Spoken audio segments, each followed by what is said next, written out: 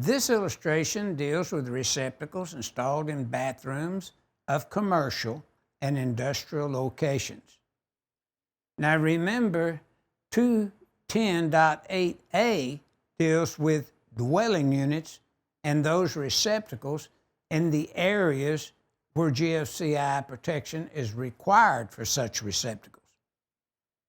210.8b, as in boy, deals with commercial and industrial locations other than dwelling units. Now notice, for GFCI protection of bathrooms, then we're telling you if it's a dwelling unit, see 210.8a1.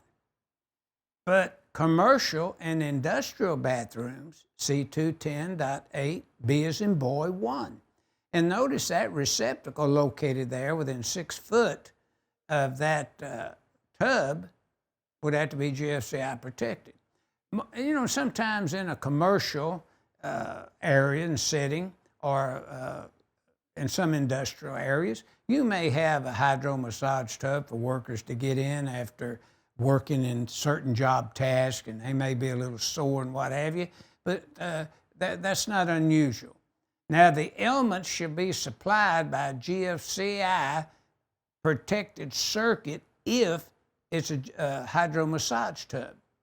Those receptacles now located by the 2 sinks, the 2 basins, if you want to call them that, have to be GFCI protected.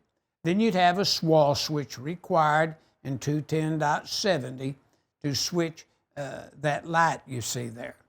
Now, we looked at if it's a dwelling unit where one individual branch circuit has to be used to supply bathrooms in a dwelling unit. And then are there other outlets permitted? Then we know this is true.